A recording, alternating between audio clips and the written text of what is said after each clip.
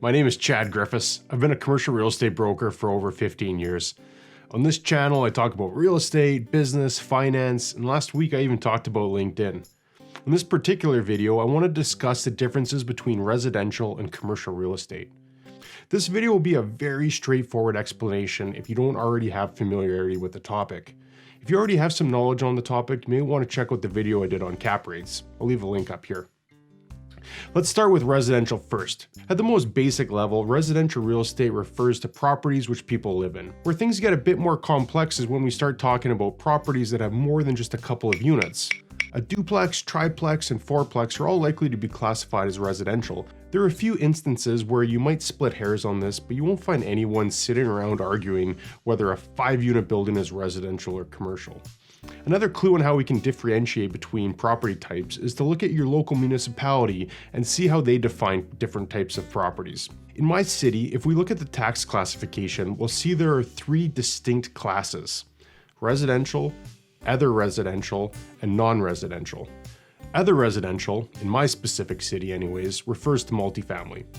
And what's interesting here is every other type of real estate that is not residential or multifamily is generally referred to as non-residential.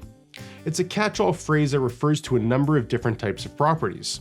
We can broadly define the major categories as following: retail, which generally includes shopping centers, malls, and strip centers; office, which can include major skyscrapers or suburban buildings; industrial, such as manufacturing facilities and distribution centers.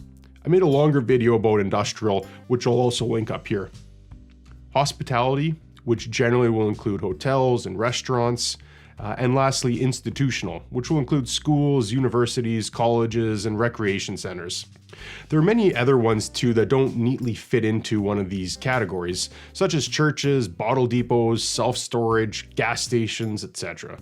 So that's one of the main reasons this whole category is just called non-residential. You might also see land broken out as a separate category, or it can be grouped under its respective category. For example, a parcel of industrial land might be categorized as either industrial or as land. It just really depends on each individual market.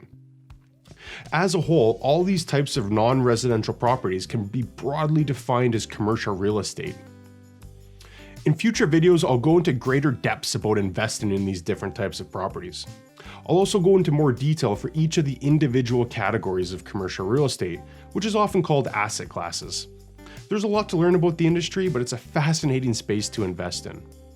I hope this short video gives you a general overview of the different types of properties in a market, and if you got any value from this, I'd greatly appreciate you liking this video and subscribing. Thanks for watching. Have a great day.